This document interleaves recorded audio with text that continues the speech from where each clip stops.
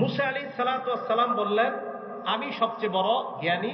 এই কথা বলার পর আল্লাহ বললেন, দুই সমুদ্রের মিলনস্থলে এমন একজন জ্ঞানী আছে যে আপনার চেয়ে বেশি জ্ঞানী। মুসা নবী কয়, কাইফা বিহি, আল্লাহ ওনার কাছে কিভাবে যেতে পারবো?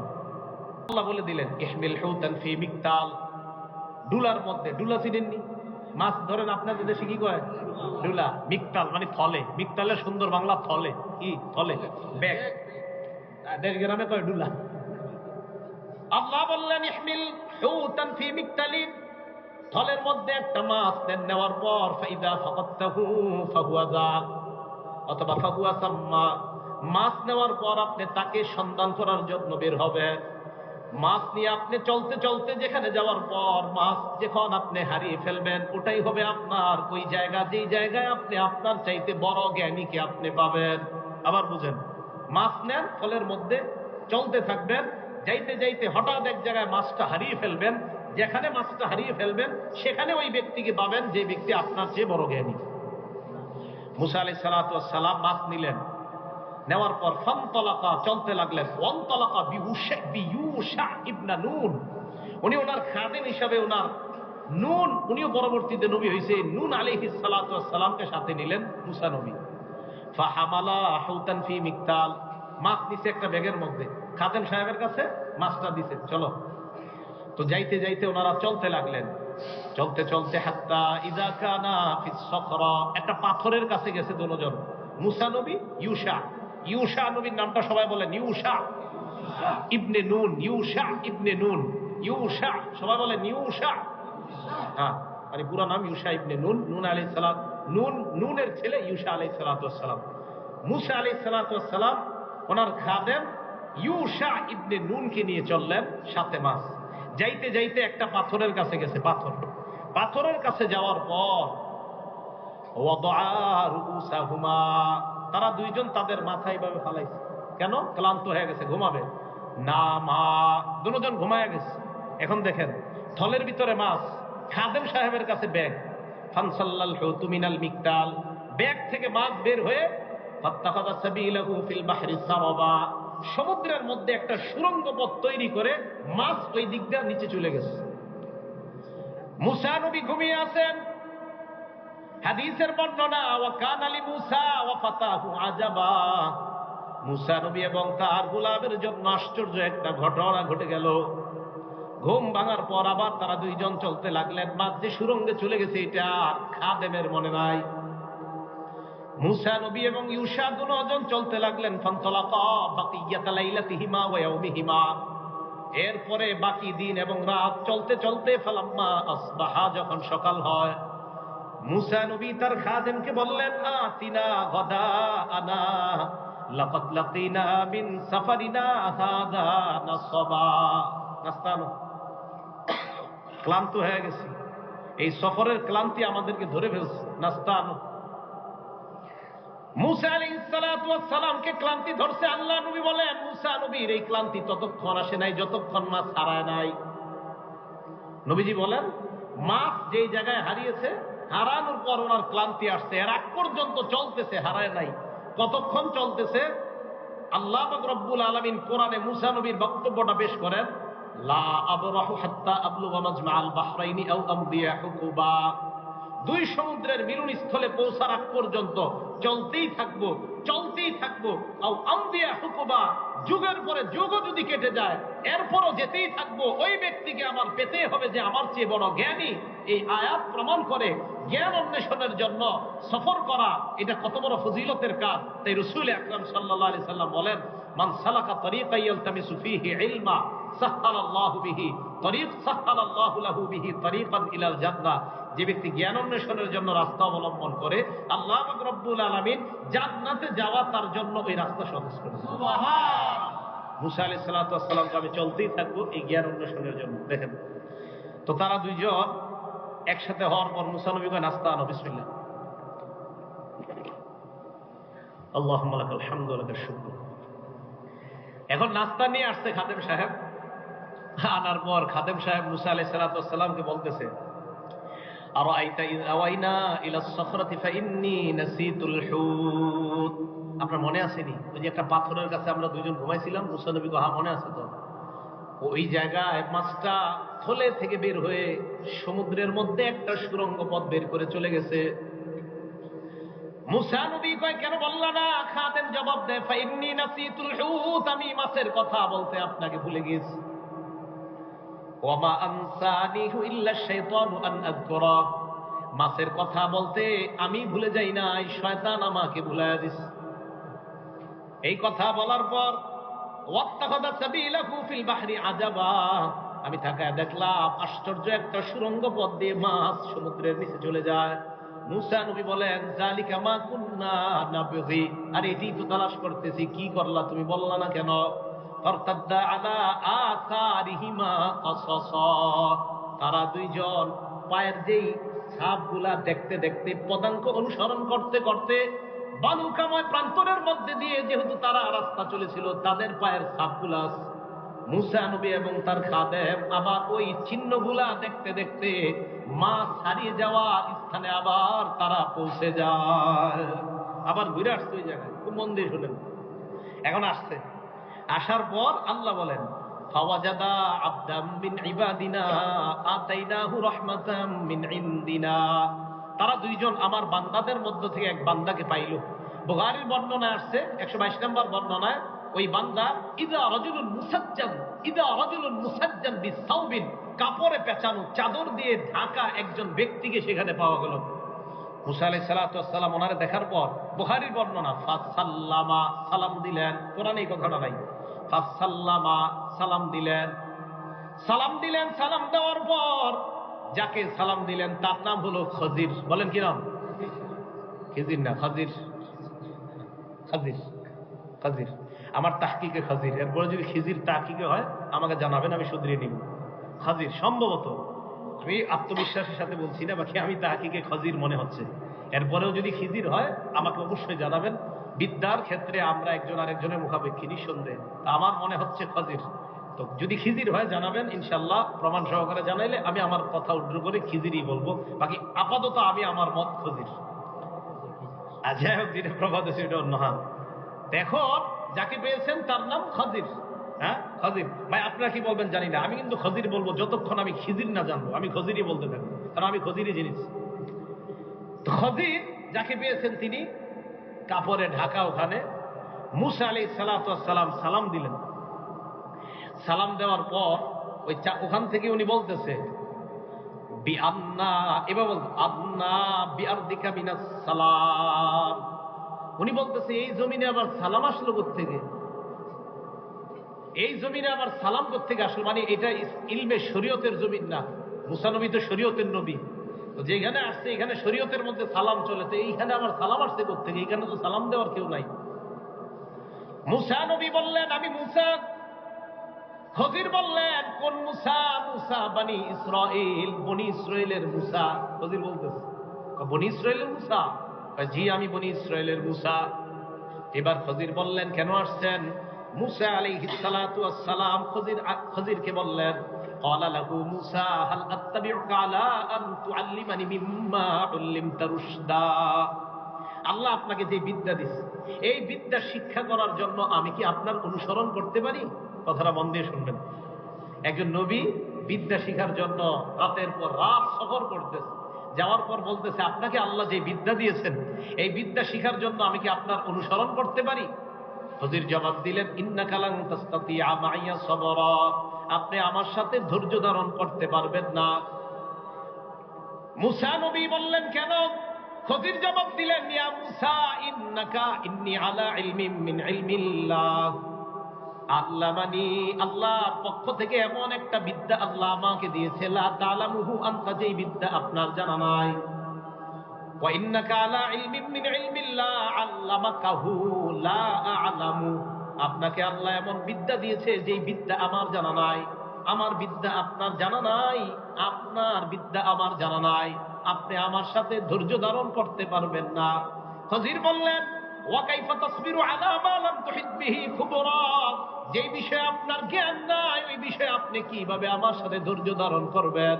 আমি কিছু ঘটাবো, ঘটানোর পর আপনি আপনার বিদ্যার মাধ্যমে বলবেন এটা তো হারাম, আর আমি আমার বিদ্যায় বলবো এটা হালাল, ঝগড়া তো লেগে যাবে। আমি আমার বিদ্যা একটা কাজ করবো, এটা আমার কাছে হালাল, আপনি বলবেন এটা হারাম। মুসা নবীকে কিচ্ছু হবে না, আমি আমি ধৈর্য ধারণ করবো।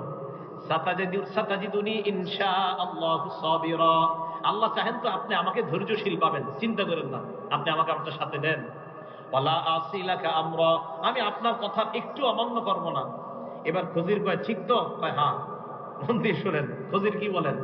ফাইন ইত্তাবাতানি ফালা তাসআলনি আন শাইইন হাত্তা উহদিসা লাকা মিনহু যিকরা।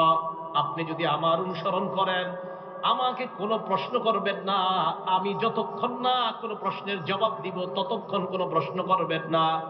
একের পর এক একটা ঘটনা ঘটতে থাকবে, একের পর এক ঘটনা ঘটবে, ওই ঘটনার বিস্তারিত বর্ণনা আমি দেওয়ার আগে আমাকে প্রশ্ন করবেন না।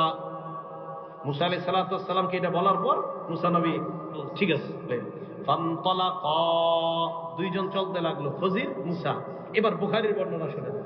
ফানতালাকা আলা সাহিলিল বাহ, দুজন সমুদ্রের তীর দিয়ে চলতে লাগলো। লাইসা লাহুমা সাফিনা, তাদের সাথে কোনো জাহাজ নাই। ফামাররাত বিহিমা সাফিনা, সমুদ্রের তীরের দিকে তাকায়, হঠাৎ সমুদ্রের তীর থেকে নদীর দিকে তাকায়, সমুদ্রের দিকে তাকায়, দেখে একটা জাহাজ যায়, নৌকা যায়।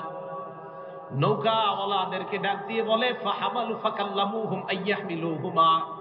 খজির এবং মুসা তাদেরকে বললেন আমাদেরকে এই নৌকায় উঠানোর কোনো ব্যবস্থা আছে কিনা।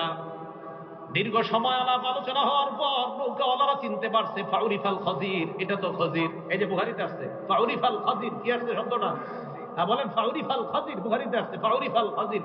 তাই বলছি আমার জানা মতে খজির, বুখারীতে আসছে ফাউরিফাল খজির। হ্যাঁ, বুখারীর শব্দ। খজিরকে চেনা গেল যে এটা তো খজির। তখন জাহাজওয়ালা নৌকাওয়ালারা বললেন কোন সমস্যা নেই, ওঠেন। হাদিসে আসছে ফাহামালুহুমা বিগাইরি নাউলিন, টাকা ছাড়া, ভাড়া ছাড়া দুজনকে উঠাইছে। এখন বলেন তো, ভাড়া ছাড়া দুইজন মানুষকে নৌকায় উঠাইলে এই দুইজন মানুষ নৌকার মধ্যে গিয়ে একটু চুপচাপ থাকা দরকার না? ভাড়া টাড়া নাই, একদম এমন ভাবে থাকা, আরে আমগো ভাড়া নাই, আমরা একটু সুন্দরভাবে থাকি। তো দুজন উঠছে নৌকার মধ্যে, বিসমিল্লাহ। নৌকা ওঠার পর নৌকা চলতেছে। বুখারীর বর্ণনা ফাবাদা খাজির ইলা লাউহিম মিন আলওয়াহিস সাফিনা। খজির কি করছে? ওই যে নৌকার কাঠগুলা থাকে এক একটা করে, এই কাঠের মধ্যে একটা কাঠ এইভাবে ধরছে, ফানাজা, কাঠ একটা উঠায় দিছে, নিচের থেকে পানি আসা শুরু হয়েছে নৌকা। এখন বলেন তো, ভাড়া ছাড়া উঠা এই কাজটা করা কি ঠিক হয়েছে? বাহ্যিক দৃষ্টিকে দিয়ে ঠিক হয়েছে? ঠিক মুসা নবী আমার মতো কইছে কওমুন হামালুনা বিগাইরি নাউলিন, মানুষগুলো আমাদেরকে ভাড়া ছাড়া নৌকায় উঠাইলো। আমাত্তা ইলা সাফিনাতিহিম ফাখারাকতাহা, আপনি তাদের নৌকাটা ছিদ্র করে দিলেন, এটা কেমন কাজ করলেন? খজির বলেছিলেন আমি কোন বিষয়ের ব্যাখ্যা না দেওয়া পর্যন্ত আমাকে প্রশ্ন করবেন না, শুধু দেখতে থাকবেন। মনে আসেনি?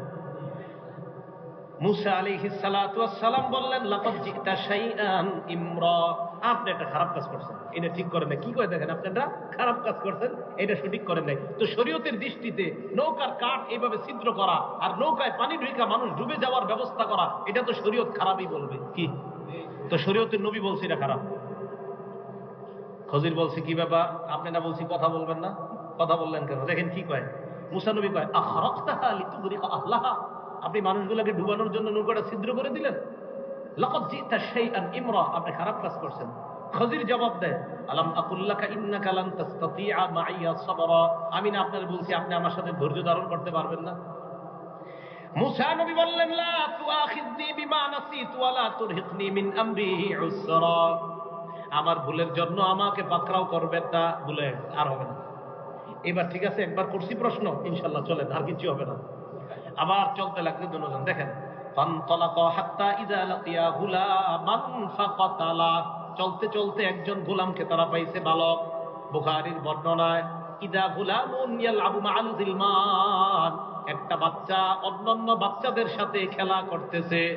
খজির কি করলো? হাদিসের বর্ণনা আখাযাল খদির বিরাসিহি মিন আ'লা, বাচ্চার মাথা এইভাবে খজির ধরছে, বাচ্চার মাথার উপর থেকে ধরার পর ফাকতা আলা রাসাহু, মাথাটা একদম টুকরা টুকরা করে মেরে ফেলছে। ভালো কাজ করছে। দেখতে কি কাজটা ভালো? এই বাচ্চারে মেরে ফেলছে, এটা বাচ্চা মানুষে মেরে ফেলছে। মুসা আলাইহিস সালাতু ওয়াস সালাম কয় আকাতালতা নাফসান যাকিয়াতাম বিগাইরি নাফস, আপনি অন্যায়ভাবে একটা অন্যায়ভাবে একটা নেককার শিশুকে আপনি হত্যা করলেন, এটা কি কাজ করলেন? লাকদ জিতা শাইআন নুকরা, এবার কয় আপনি একটা অপছন্দনীয় কাজ করছেন, ঠিক করেন না এটা। খজির কয় আলাম আকুল লাকা ইন্নাকা লান তাসতাতিআ মাইয়া সাবরা, আমি না আপনারে বলছি আপনি আমার সাথে ধৈর্য ধারণ করতে পারবেন না? মুসা নবী ওহো ঠিক আছে, ভুল হয়ে গেছে। কয়বার হলো? দুইবার। ইন সাআলতুকা আন শাইইন বা'দাহা ফালা তুসাহিবনি, আমি যদি এরপরে আপনার আর কোনো প্রশ্ন করি তাহলে আর আমার সাথে নিয়েন না, আমি আর প্রশ্ন করব না। মনে রাখেন, প্রথমে কি করলো? নৌকা ছিদ্র করলো, এরপরে বাচ্চা হত্যা করলো। তাহলে এই দুইটার জবাব কি? শরীয়তের দৃষ্টিতে দুইটা কাজ কি ভালো না খারাপ? খারাপ। তাহলে এটার জবাব কি? খজির তো ভালো কাজই করছে ওনার এলেম অনুযায়ী। এটা কিভাবে? মনে রেখেন, শেষে আলেম ছাড়া অন্যদেরকে আমি জিজ্ঞাসা করবো কি কি এই তিন কাজ, তারপরে জবাব আসবে। তাহলে প্রথমে দুইটা, এক নাম্বার নৌকা ছিদ্র করা, দুই নাম্বার বাচ্চাকে হত্যা করা। তো এইবার বলার পর মুসা আলাইহিস সালাম বললেন, আমি যদি এরপর আপনাকে আর কোনো প্রশ্ন করি তাহলে ফালা তুসাহিবনি, আপনি আমাকে আপনার সাথে নিয়েন না। এই কথা বলার পর ফানতালাকা হাত্তা ইযা আতায়া আহলা ক্বরিয়া, দুজন চলতে লাগছে। চলতে চলতে এক গ্রামে আসছে। আসার পর ইস্তাতামা আহলাহা, ক্ষুধার্ত দুজন তো এই এলাকায় এসে মেহমানদারি চাইছে। ফাআবাউ আইয়ুদাইফুহুমা, ওই এলাকার লোকেরা কয় না আমরা মেহমানদারি করব না। এলাকার লোকেরা কয় আমরা মেহমানদারি করব না। এখন দেখেন, আমরা এক এলাকায় গেছি, যাওয়ার পর ক্ষুধায় মরতেছি, ওই এলাকার মানুষ কয় এক গ্লাস পানিও খাওয়াবো না। ওই এলাকায় কি কোনো উপকার করতে আমাদের মন চাইবে কখনো? তো মুসা আর খজির গেছে, খিদা, খাবার চাইছে। ফাবাউ আইয়ুদাইফুহুমা, এলাকার সবাই এদেরকে মেহমানদারি করতে অস্বীকার, না খাওয়াবো না। ফাওয়াজাদা ফিহা জিদারা, ওই এলাকার মধ্যে একটা দেয়াল পেয়েছি, ইউরিদু আইয়ান তাদ্দা, ওই দেয়ালটা পড়ে যায়, একটা দেয়াল, এটা পড়ে যাবে অবস্থা। ফাকামা, খজির কি করছে? সুন্দরভাবে দেয়ালটা ঠিক করে দিচ্ছে। যে এলাকার মানুষ খাওয়ায় নাই, ওই এলাকার পড়ে যাবে দেয়াল, এটারে ঠিক করছে। মুসা নবী বললেন, এটা আপনি কি করলেন? এরাম করে খাবার দেয় নাই। লাউ শি'তা লাত্তাখাযতা আলাইহি আজরা, এই দেয়াল ঠিক করার বিনিময়ে চাইলে কিছু নিতে পারতেন। আপনি তো বলতে পারতেন যে দেয়াল ঠিক করে দেবো, পারিশ্রমিক দিতে হবে, পারিশ্রমিকের টাকা টুকা পাইলে আমরা দুইজনের খাবারের একটা ব্যবস্থা হতো। আপনি তো কিছু বলতে পারতেন, পারিশ্রমিক হিসাবে তারা আমাদেরকে খানাও খাওয়াইতে পারতেন। খজির বলে, আবার এটাই তো আমার আর আপনার মাঝে পার্থক্য। হাযা ফিরাকু বাইনি ওয়া বাইনিক, এটা আমার মাঝে আর আপনার মাঝে পার্থক্য, মানে আমার জ্ঞান আর আপনার জ্ঞানের মাঝে এটাই পার্থক্য। আপনার জ্ঞানে আমি যে তিনটা কাজ করেছি, তিনটা কাজ অন্যায়, আমার জ্ঞানে এই তিনটা কাজ সঠিক। কয় কিভাবে?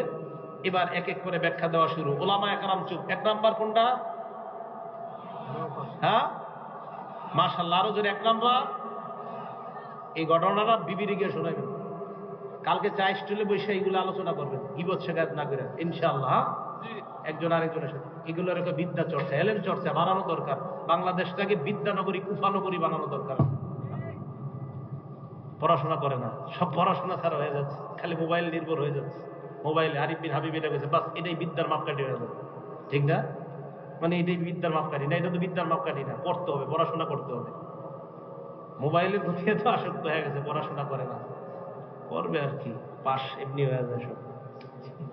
তো যাই হোক,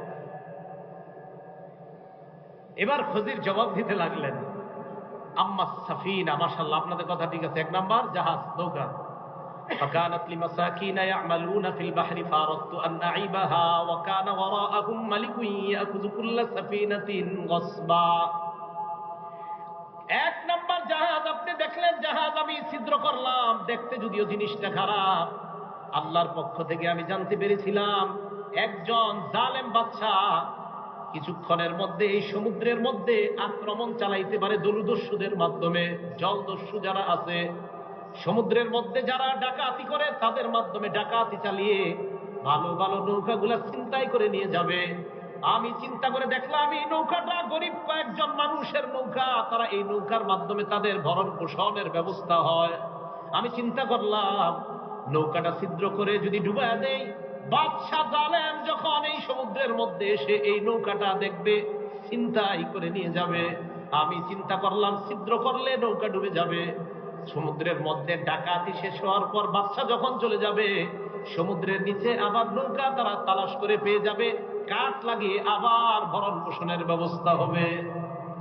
আমি এই জন্য ছিদ্র করলাম যেন এটা ডুবে যায়, কিছুক্ষণ যেন এটা নিচে থাকে। এই দলদস্যু যারা আছে তারা ডাকাতি চালানোর পর যখন চলে যাবে, আবার নিচ থেকে নৌকাটা উঠায়া কাঠ লাগায়া আবার নতুন করে তারা জীবিকা ব্যবস্থা করতে পারবে। মুসা, আপনার দৃষ্টিতে যেটা দেখছেন আসলেই নৌকাটা ছিদ্র করা দেখতে খারাপ মনে হয়েছে, আল্লাহ আমাকে জানায়া দিয়েছে বিদ্যার মাধ্যমে, আমি বুঝতে পারলাম সাময়িক সময়ের জন্য যদি নৌকাটা ডুবাইয়া দেই হয়তো আজকালকে তাদের উপার্জন বন্ধ থাকবে, কিন্তু আমি তাদের আরো অনেক দিনের উপার্জনের ব্যবস্থা করে দিয়েছি। তাহলে কাজটা কি সঠিক কিনা? এবার বলেন সঠিক কিনা? সঠিক। 2 নাম্বার, হত্যা আবার সঠিক হয় কেমনে? সঠিক তো অবশ্যই, কিন্তু কেমনে? দেখেন কি করে আল্লাহ তাআলা, ওয়াম্মাল গুলামু ফাকানা আবাওয়াহু মুমিনাইনি ফাখাশিনা আন ইউরহিকাহুমা তুগয়ানান ওয়া কুফরা।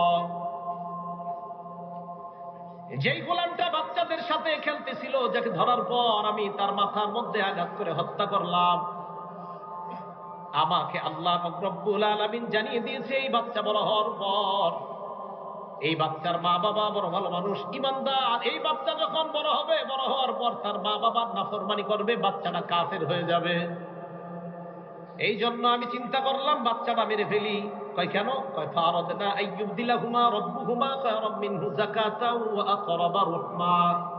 আমি চাইলাম এই বাচ্চাটা মারা যাওয়ার পর আল্লাহ পাক রব্বুল আলামিন এই বাচ্চার মারা যাওয়ার পর মা বাবা সাময়িক সময়ের জন্য কষ্ট পাবে, কষ্ট পাওয়ার পর এই বাচ্চার বিনিময়ে আল্লাহ এমন সন্তান দান করবে যে সন্তানটা যাকে মারলাম তার চেয়ে অনেক পবিত্র হবে এবং মা বাবার প্রতি অনেক দয়ালু হবে।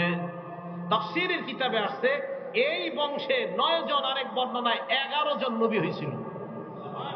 কয়জন নবী হয়েছে? এক তাফসীরে আসছে এরপরে দোয়ার পরে একটা মেয়ে হয়েছে এই বংশে, মেয়ে। এই ছেলেটারে মারছে, মারার পর এর বিপরীতে একটা মেয়ে হয়েছে, ওই মেয়ের বংশে 9 জন, কোন বর্ণনায় 11 জন নবী হয়েছে। তাহলে মারার কারণে লাভ হয়েছে না লস হয়েছে? এক কাফের মারা গিয়া 11 জন নবী, 9 জন নবী, নেককার কোন বিবি নারী দুনিয়াতে আসা, এটা কি লাভ না লস? লাভ। তাহলে দেখতে মনে হইলো একজন মানুষ হত্যা করা এটা খারাপ, খজিরকে আল্লাহ জানায় দিছে এটা বড় হইলে কাফের হবে, এইটা দুনিয়াতে থেকে লাভ নাই, যাও। এর পরিবর্তে আল্লাহ পাক রব্বুল আলামিন নেককার সন্তান দান করেছে, ওই সন্তানের মাধ্যমে দুনিয়াতে মা বাবারও অনেক উপকার হবে, আবার এই সন্তানটা দুনিয়াতে যে সন্তান জন্ম দিবে তারাও পৃথিবীর মধ্যে অনেক ভালো হবে। তো বলেন তো, একটা খারাপের বিপরীতে তো 1000টা ভালো থাকে, 1000 ভালোটা গ্রহণ করবো না একটা খারাপ? তাহলে কাজটা দেখতে মনে হয়েছিল খারাপ, আসলে ভালো। মুসা নবীর শরীয়তে হত্যা দেখতে খারাপ, খজিরের শরীয়তে এটা দেখতে খারাপ না। এই জন্য আল্লাহ বলেছেন মুসা, আপনার চেয়ে বড় একজন জ্ঞানী আছে, 2 সমুদ্রের মিলনস্থলে গেলে পাবেন। 3 নাম্বার, আচ্ছা বুঝলাম, শেষে আমগরে যে এলাকায় খাওয়ান দিল না, ওই এলাকার দেয়ালটা ঠিক করছেন কিনলে, আর ঠিক করার পর টাকা নিলেন না কেন? এবার খজির জবাব দেন, ও আম্মাল জিদারু ফাকানা লিগুলামাইনি ইয়াতীমাইনি ফিল মাদিনা। দেয়ালটা 2 জন এতিম বাচ্চার দেয়াল ছিল শহরের মধ্যে। কানা তাহতাহু কানজুল লাহুমা, এই দেয়ালের নিচে তাদের সঞ্চিত সম্পদ ছিল।